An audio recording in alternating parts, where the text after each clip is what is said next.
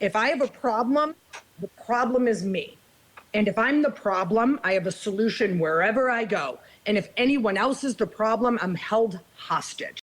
Mary Jane M.J. Watman from Cornerstone Healing Center joins us to talk about moving from anger and fear to committed sobriety and taking responsibility for her own emotional well-being. She talks about the trap of using possessive language about your children and circumstances that are out of your control, as well as her work with women coming out of the prison system. Enjoy. Welcome to the Illuminate Recovery Podcast. We shed light on mental health issues, mental illness, and addiction recovery. Ways to cope, manage, and inspire. Beyond the self-care we will discuss, you may need the help of a licensed professional. My name's Kurt Nider. I'm a husband, a father, entrepreneur, a handyman, and a student of life. I avoid conflict, I deflect with humor, and I'm fascinated by the human experience. And I'm Shelley Mangum. I am a clinical mental health counselor, and my favorite role of all times is grandma. I am a seeker of truth, and I feel like life should be approached with tremendous curiosity. I ask the dumb questions. I fill in the gaps. The Illuminate Recovery Podcast is brought to you by Illuminate Billing Advocates. Make billing and collection simple with leader in substance abuse and mental health billing services. Verification and analysis of benefits, pre-authorizations, utilization management, accurate claim submission and management, denial and appeal management, and industry-leading reporting. Improve your practice's cash flow and your ability to help your clients with Illuminate Billing Advocates. Today, Kurt and I visit with MJ Watman. She's in Tempe, Arizona, currently a business development specialist at Cornerstone Healing Center. She's an advocate for Lost Star Home Pet Rescue. And MJ has been drawn to the recovery industry on her own journey and is still kind of wondering what her place is and how she can contribute. MJ, thanks for joining us. Thank you so much, Shelley. I'm beyond grateful to be here. It still takes me back when people are like, hey, I want to hear what you have to say or what you think. It's still shocking to me, and I'm really grateful you guys asked me to be here. You're a woman after my own heart. I'm like, you want me to do what? You think I have something, a story to tell you? I don't know what you're talking about. So give us a little background. How did you end up in the recovery industry? You know, go back as far as you need to, and why are you still in it? Absolutely. So I can, like, the very backstory behind that is, I grew up a very angry child. And it's funny when I talk about my childhood, people are like, oh, that seems a little much. And I'm like, no, I was a horrible child for my father. Like it was, unless you walked it, you'd be like, okay, I understand that. And, I had a rough internal childhood, we'll put it that way. So at the age of 12, I had friends around me and drinking and I did that. And from the moment I picked up at the age of 12, I started drinking, and it was game over for me. I don't have years of fun drinking with people. I don't have awesome high school experiences. I mean, my drinking and the consequences of my drinking, put me in juvenile prison by the age of 17. I from the minute I picked up, I was never able to control it or stop, And I have a lot of people, they've talked to me about that, especially if somebody's a parent. They're like, wait, hold on. What do you mean? And what this looked like is when you take a 12-year-old and she has no idea how to function in life, right? Even though I thought I was an adult and would have thought you that I was an adult. And then you throw booze on it, right? So you just throw so much alcohol. We're not talking wine coolers, booze. And so what that looked like from the age of 12 to the age of 17 was psychiatric hospitals. And every time I would go into the hospital and bless the doctor's hearts, bless the therapist's heart. I mean, because I know that when you're faced with what I look like, how can you think of anything but extreme mental health issues? Like it was, and they were there, the prominence was there. And they tried to do everything they can and throw every pill at me that they could to fix me. And, again, I believe that they did the best that they could do. But my journey wasn't going to end there. And so I ended up in juvenile prison at the age of 17. And that's the consequences of what it looked like when I drank. I was a very violent, unruly drunk. At 14, I was working in a bar. Fake IDs back then were so much easier than they are. So much easier. That's incredible. So you had this angry childhood. I imagine your dad had no idea what to do with you. My father handled this with more grace. I'm going to tell you, because my father's, he's been sober now for like 51 years. Okay. So I'm 41. You got it. So right there in itself means that I was an amateur compared to anything that he had done. So he wasn't that shocked and appalled. He just, and I'm really grateful that he had his own experience, because I feel that he handled the situation with me better than any other parent I hear that handles this. And he turned to professionals to the best of his ability to go, what can you do with this? You know what I mean? And he knew the whole time, because he had his own journey this way. What was going to end up transpiring over the years, because I wouldn't quit drinking. But he did the best he could, and he turned to the professionals. And if you listen to the stories, people are like, oh my God, I can't believe they medicated you like that. I mean, because then you had alcohol to all those medications they had me on. I was getting my stomach pumped continuously. But I genuinely believe that they did the best that they could when you have an angry, drinking juvenile. Like, what do you do with that, And I believe that they tried. I love your outlook. It's very positive of, it was like this, and the people around me loved me and did the best they could, but I had to go through this journey, and there's no blame. I don't hear any of that in your story. I hope not. I'm doing something wrong if you hear. Well, so many do, though, right? I mean, if you're not really deep into recovery and have a pretty good handle on that, then it's everybody else's fault. Well, and you guys, I spent my entire life that way. See, at the time, it wasn't like, okay, you guys are doing the best you can. It was, well, it's all your fault. I remember I had a therapist in when I was locked down, because again, they didn't have treatment centers for juveniles. They didn't have anything. You either got locked up in a psychiatric hospital or you went to juvenile jail. Like, they had limited when you were out of control. And they would bring my poor father in.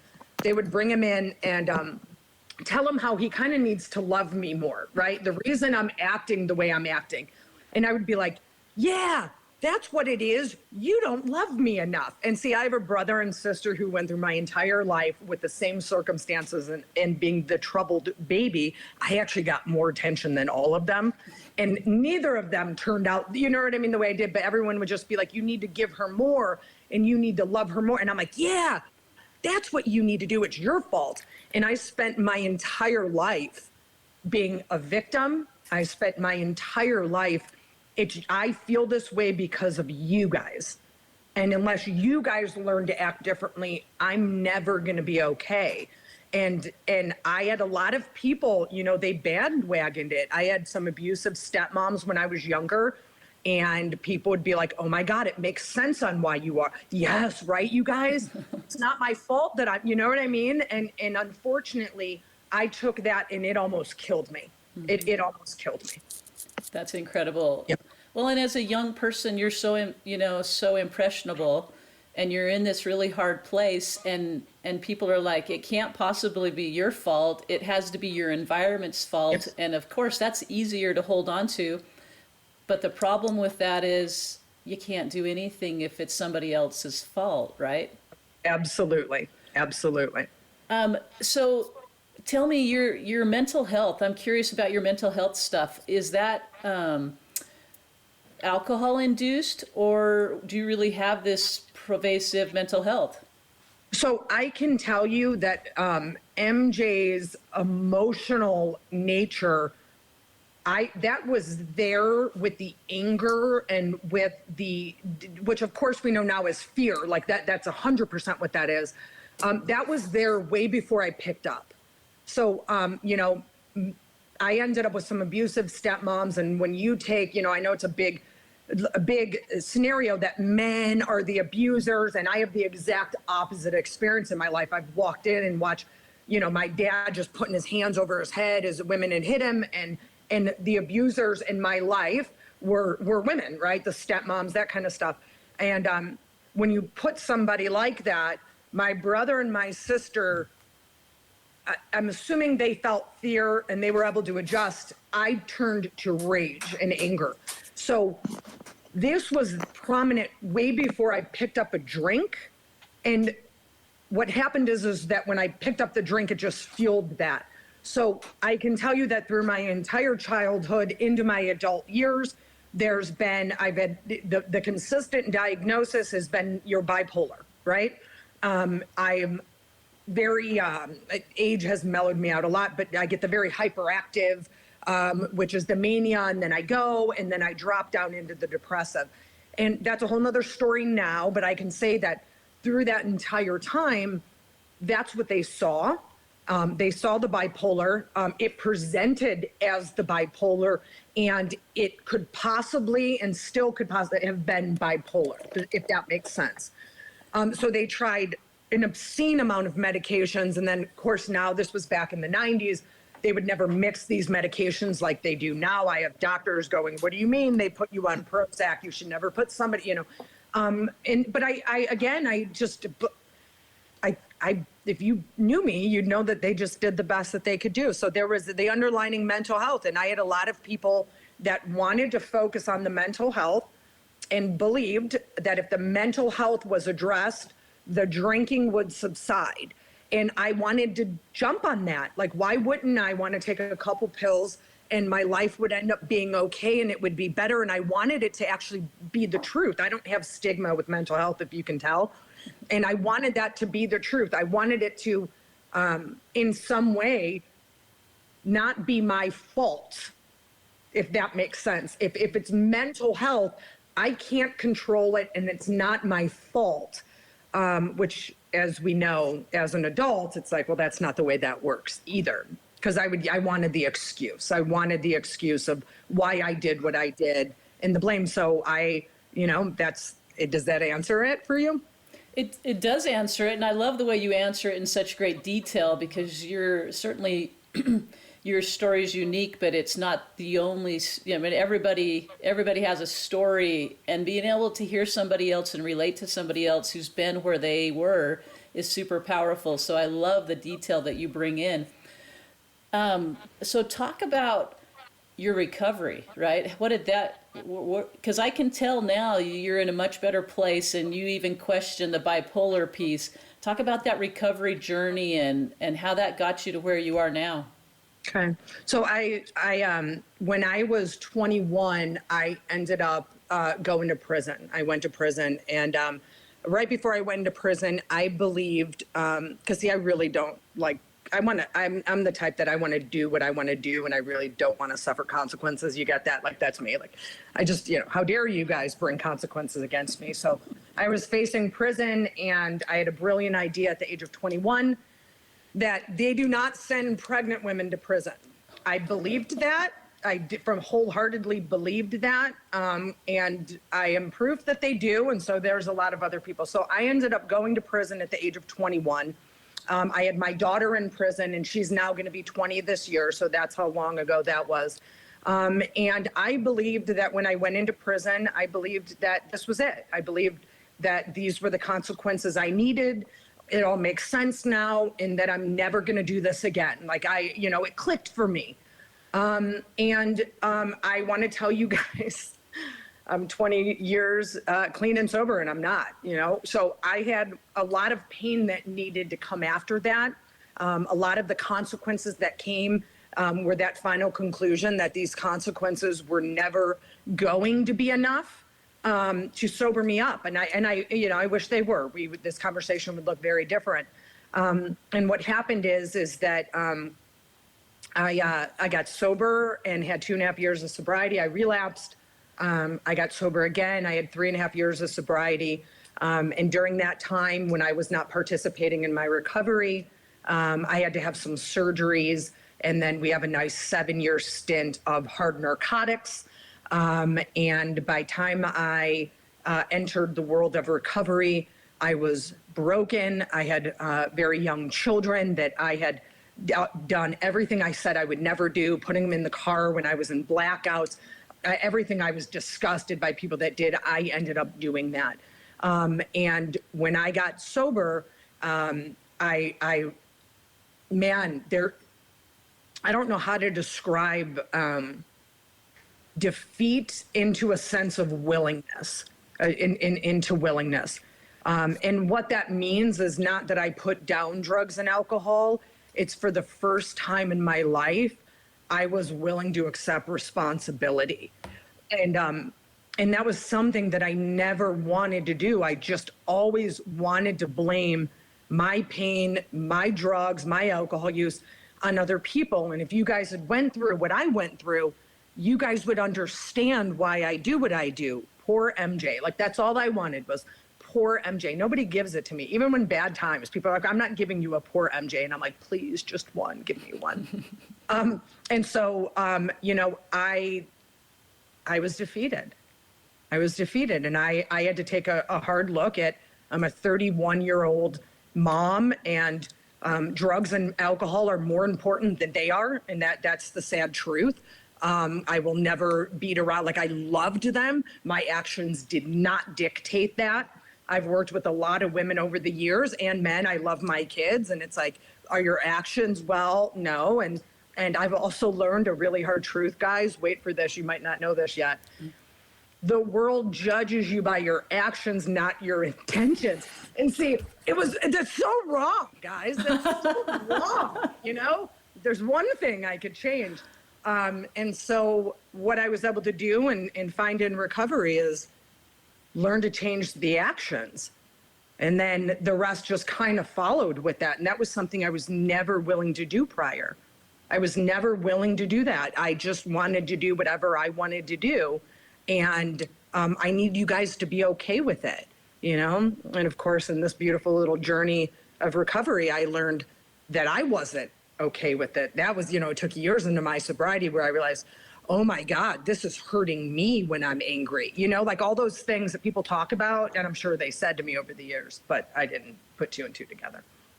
So you talked about obviously hitting rock bottom, right? And that defeat to a sense of willingness is a great way to phrase that. The phrase of you saying that the world judges you by your actions, not your intentions, and that like connected for you. You started to take responsibility and change those intentions. How did that change the way that you felt about yourself? Well, I remember the first time, again, years in a sobriety. I'm a slow learner, guys. I'm a very painful learner. I remember yelling at someone, right? Yelling at them. And like having a moment of pause where, of course, it was in a relationship, right?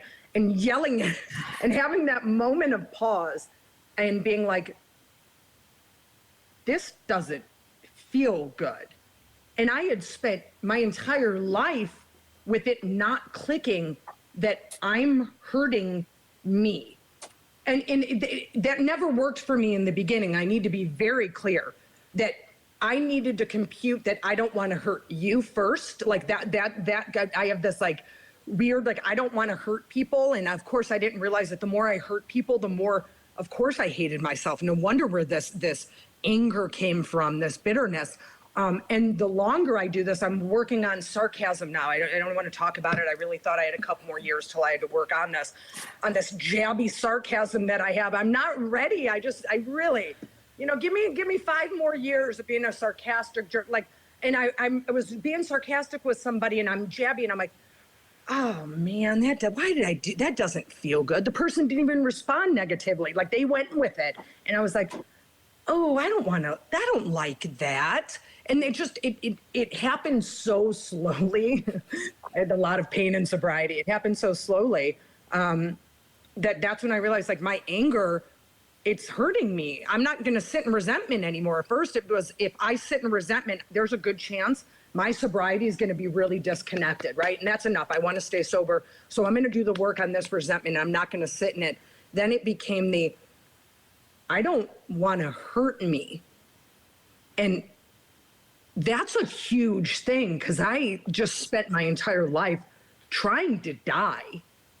I mean, I literally had spent my entire life trying to die, and then to genuinely care that I don't want to hurt me. And of course, I watch it now. I watch my teenagers, my little teenagers, and my little 16-year-old, just the sweetest thing, angry about society and things going wrong. And I watch her so mad, and I'm like, please stop hurting yourself. And I see it, like, that anger's only hurting her. Nobody else cares about her anger. And it's like, whoo, it's like, oh, this is what my dad was trying to say. Dang it. It takes forever, doesn't it, to have that stuff sink in? It's horrible. Kurt, did that answer the question? Yeah. Okay. Yeah, absolutely. I'm listening to you talk about your kids, and that recovery journey has to obviously include them and impacted them. What's that look like? What did that look like, and what does it look like now?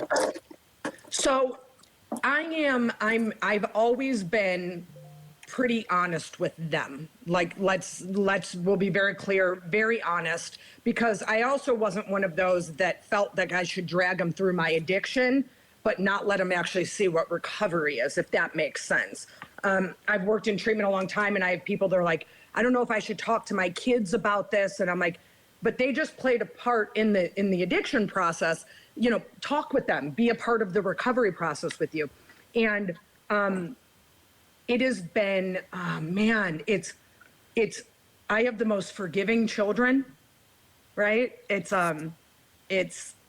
amazing how the life that they've been able to have because of my life of recovery. The friends that I have that have included them. I remember the first time I was bringing my kids around people in recovery, like bringing my kids, and then they would bring their kids, and we had a home group where our kids would go play in another room, right, and do this. And I remember looking at these people and the way they treated my children, and I would be dealing with something, and hey, I got to work late, and I would have, my sponsee and her husband would come watch them for me and do this kind of stuff.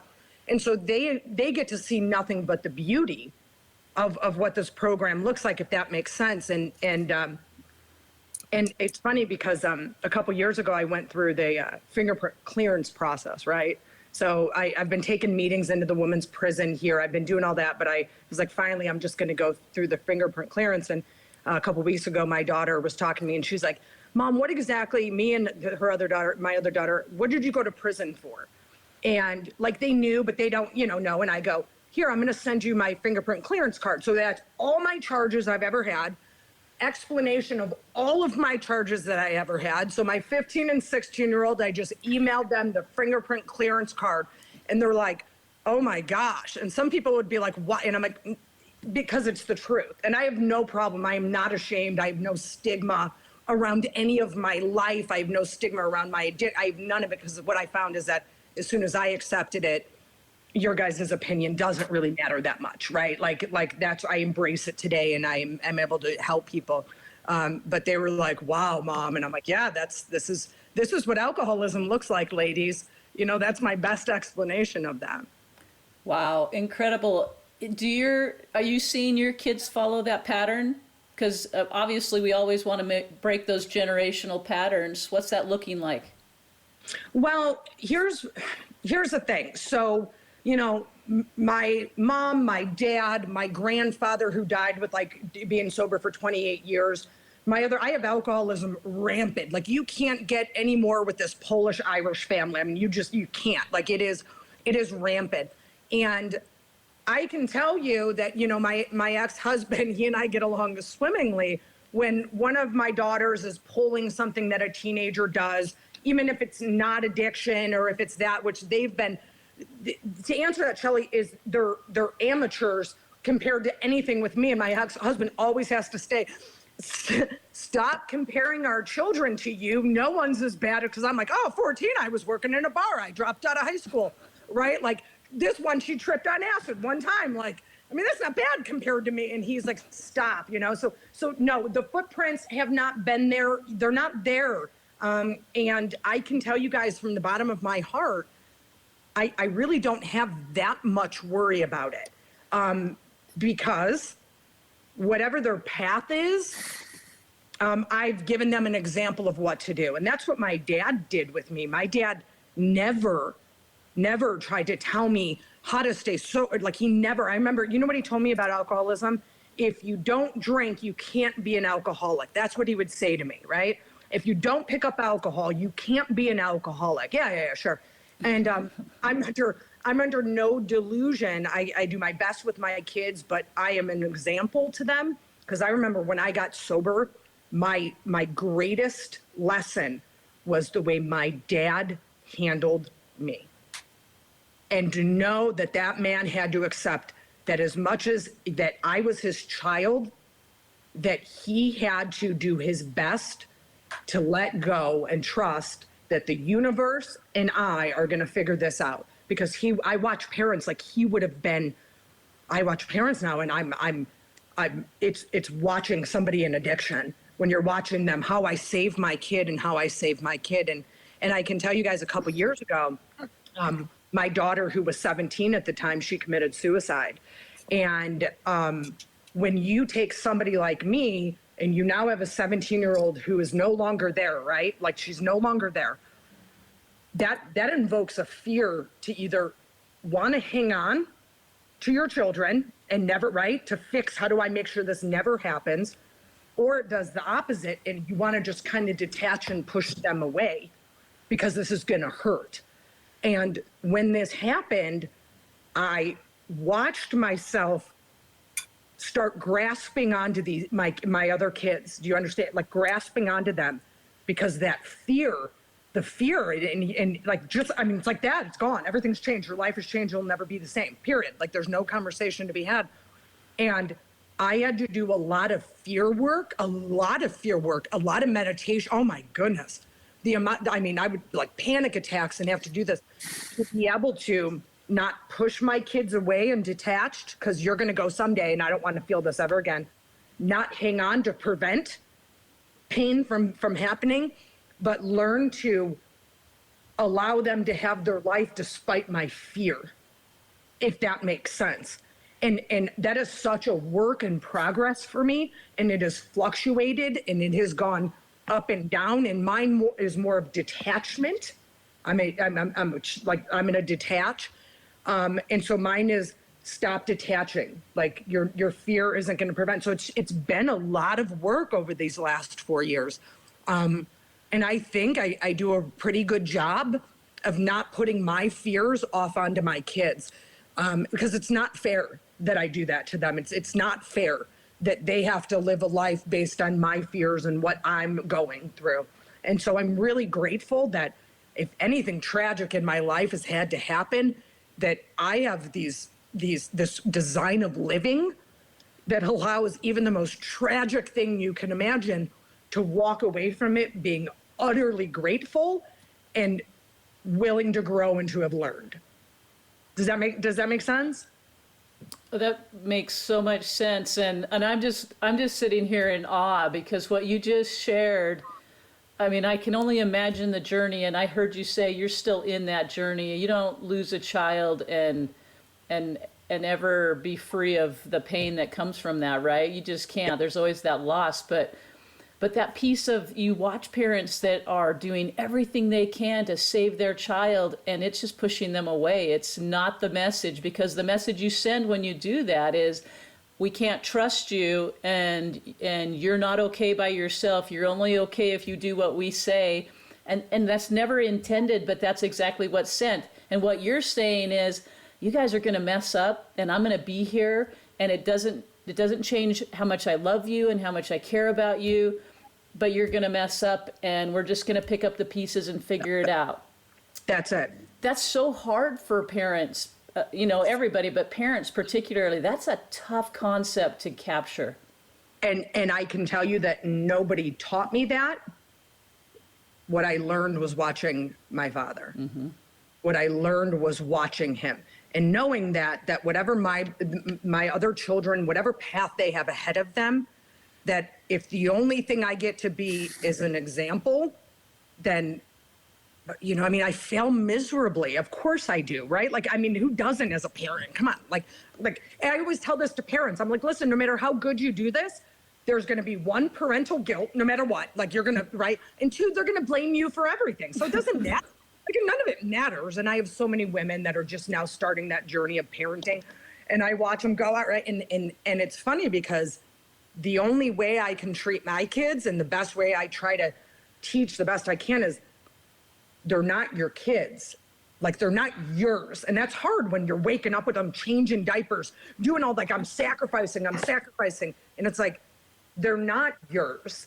They're going into this world and they're going to be their own. And that's a really hard, you guys get it? You know what I mean? You got, do both of you, Kurt, do you have children? Yeah. Yeah. And it's like, I'm here as this small piece of your life, right?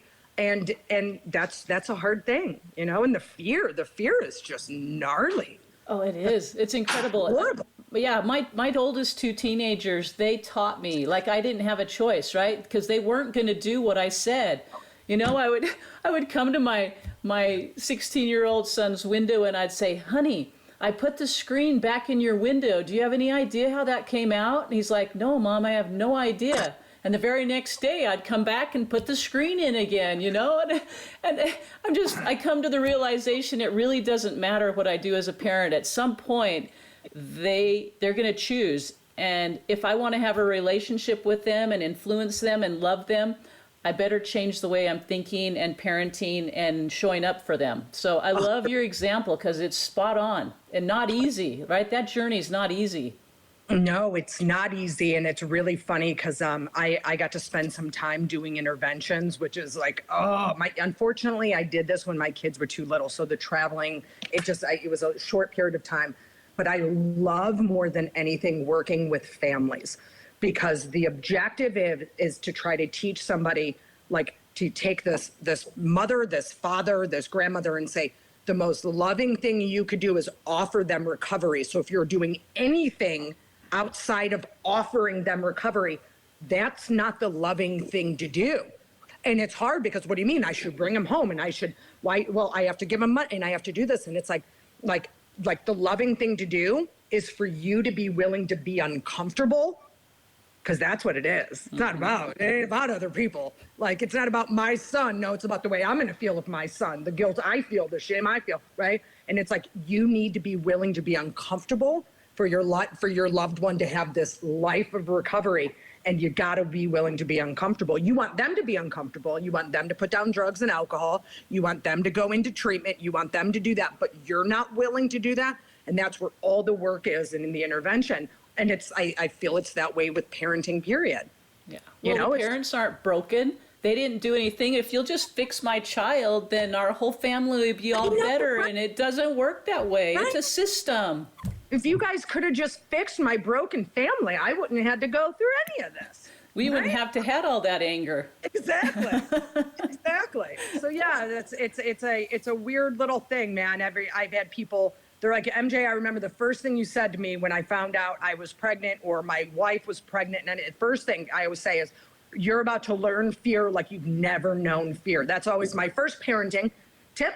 You're about to know fear like you've never known fear. And it's going to all be worth it. That's all I got, for a parent. That's it. There it is. Yeah. Well, and the opposite side of that is you're going to learn to love deeper than you have ever loved before, right? Because they go hand in hand. That's why you fear, is because you love them and you want to protect them. And it's like, stop doing that. It's scaring me. And what are the neighbors going to think? Well, it's really funny that you say that is that about a year after her death, my baby, my beautiful little baby who's 15 now, she was going through stuff, right? Like, here we go, right? Here, hang on. I'm getting the police department at school's calling me and we're going for the ride, right? And I remember I had to leave work and and I'm raging. I'm so mad and I'm angry, right? And I'm just like, and I'm going, and then I get another call a couple days later, and her and her friends, and she's just saying this stuff, and then it's this nonstop, nothing to do with drugs and alcohol. That I know how to deal with, right? This stuff, but I do get it. I know what happens when a kid lies and wants attention, that whole thing.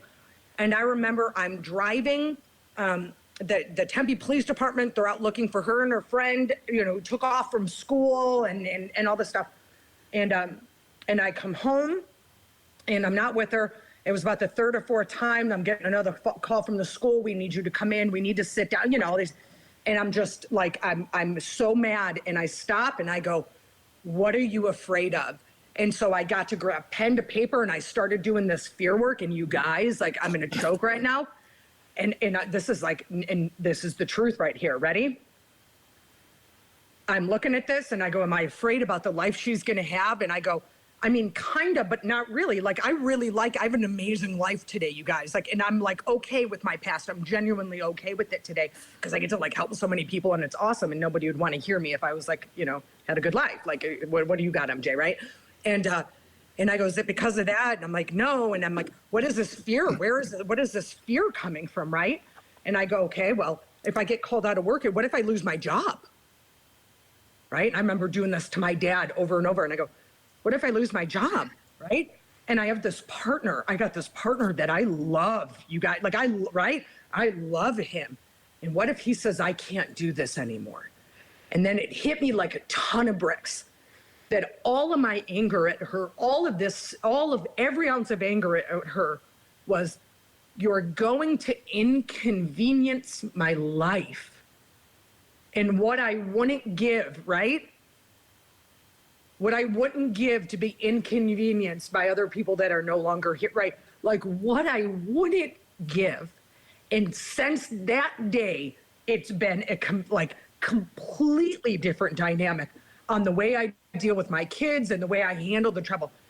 We're done with the anger and the fear because it's a selfish fear. It's not even like, sounds good. I'm worried about her, and all my friends are like, oh my God, yeah. Like, what if that's going to be so hard? And it's like, no, it came all right. Do you know how disgusting that is to admit that I was so concerned about the inconvenience of it, but it looked really good on paper. Oh my God, she's acting these ways, and the laws, it looked good. And you have to admit that, like, to sit there and say it was all about, which it usually is anyways, about me. And from that moment on, I've been able to handle the stuff that comes. It's like, this isn't about you, MJ. This isn't. And when it's not about me like that, I'm able to be loving. I'm able to be more patient. I'm able to be, let's walk through this. And so it was a huge thing, huge deal. Inconvenience. My anger came from, you're going to inconvenience my life. Oh, so painful. That was a tough day, guys. Oh my word. I guess so. And I can hear the emotions in there of, man, if I could just be inconvenienced by my daughter that's no longer here, then I'm gonna do it for this one, right? I'm gonna figure this out. Sign me up. And you got these tools that you can sit down and start looking. I'm afraid of something. What is it? Because until you know what it is, you can't do anything with it. You can't even touch it.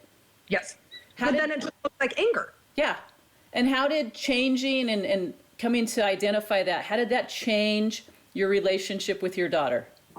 From night to day, right? From night to day, like, I would pick her up, put her in the car, like that kind of stuff. And from night to day, it looks like, I'm sorry you're going through this. I'm sorry that you're hurting. I can't allow certain things, right? Like, we're not going to do this. There will be consequences with this. And when you're not coming from a place of anger and lashing out, you're way more useful. I mean, you know what I mean? And the bottom line is that if I have a problem, and Shelley, you're gonna like this one. Like, my living motto is this: if I have a problem, the problem is me. And if I'm the problem, I have a solution wherever I go. And if anyone else is the problem, I'm held hostage. Mm-hmm. And so it has allowed me to be able to interact with them at a civilized, as much as, I can be civilized, right? Nature with my kids. I remember one of my kids saying to me, Mom, you're the patient one. their dad's a saint, guys. No, like he's a saint. Like I drug that poor man through just hell. He's a saint. And for them to say that I'm the patient, hold on, calm. I'm the patient, calm one. Like what world, what? Right?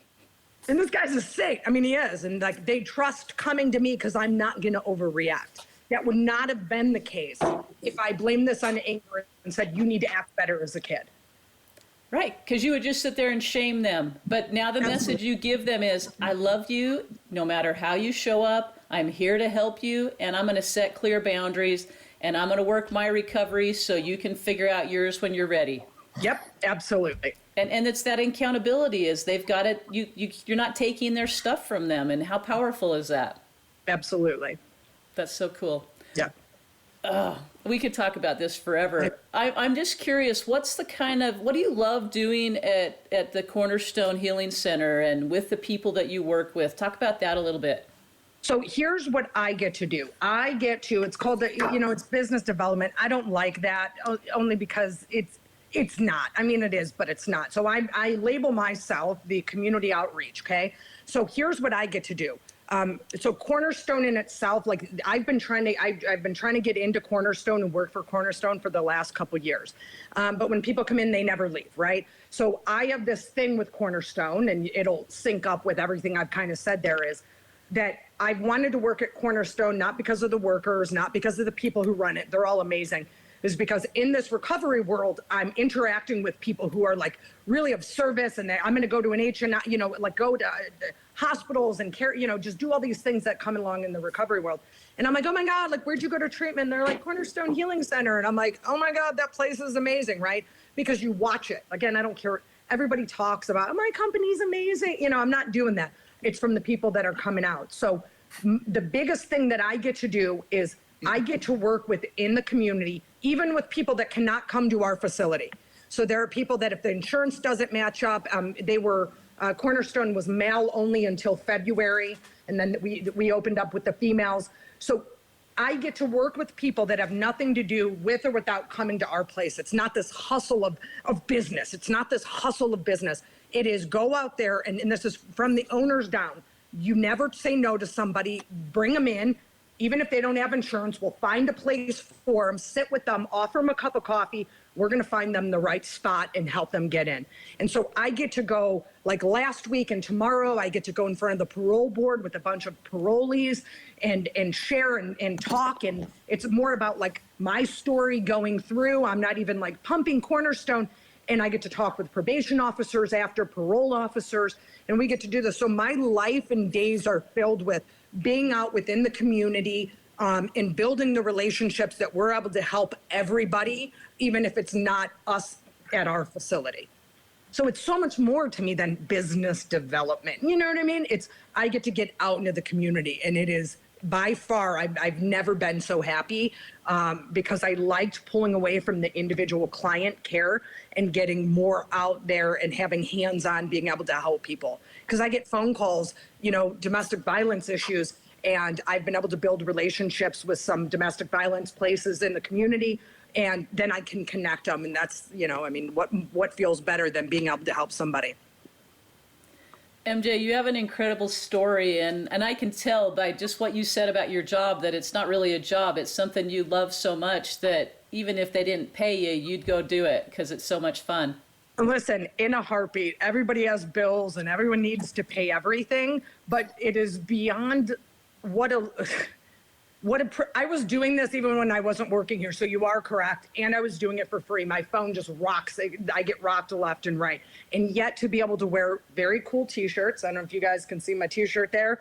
We have the best T-shirts, and be able to just hit pavement out in the community, and they're like, just make it happen, which it doesn't happen with a lot of bigger corporations, and that's why I'm glad we're a really small facility. We're very big on accountability. We're very big. Everything is community. There's no just the separation. And I mean, it's like that thing that I wanted in the bottle, that sense, that ease, that comfort that I can fit in. I don't need to be afraid, right? I've been able to do by just continuously being able to be of use to other people. And who would have thought that that's what makes me happy? Right? Who would have thought it, you know? Undoubtedly. MJ, I know that I've been absolutely inspired by your story, and you will not be forgotten. I will think about MJ, and then we'll probably connect and be best friends now. And I imagine other people are going to feel the same way, that they want to know you, they want to understand you, or maybe they want to have you help them. How do they get a hold of you? What's the best way? So I am you can always look, I'm available, and am I allowed to just kind of like put my phone number out there? Is that okay? So I'm always available through email, always available through our website. We have the 1-800 number, Cornerstone Healing Center. But I have a work phone number that if anybody is looking, they need help, they need guidance, I can help direct them to the right places if our facility isn't the best fit. My cell phone number is 480-766-8505. And I am available to always answer the phone or at least reply to a text, whatever that is. It's incredible. I'm going to tell you that when I meet with people and they need to experience somebody in recovery, I'm sending them your way, because I don't know of anybody that's done as much as you have as far as personal work. Thank you, my friend. And it's so you know what's so sad, guys? Apparently, according to everybody that has been through this journey a lot longer than me, I'm just scratching the surface. Isn't that horrible? I'm like, no, like what? Yeah, apparently, I'm just scratching the surface, and now the real work will begin. So I guess this doesn't end, you know. I guess, and I'm nothing but grateful to be able to do it, I guess, you know. Yeah, well, I think the second half of your journey will be a little bit differently than the first half, and it'll bring you great joy. I figure I'm only half done, and I got a whole half life to figure out what I'm going to do with and make a difference, right? Absolutely. Who knows what tomorrow will bring, you know? That's right. It's been an absolute pleasure, MJ. Thank you. I am so grateful to be here, guys. Thank you so much.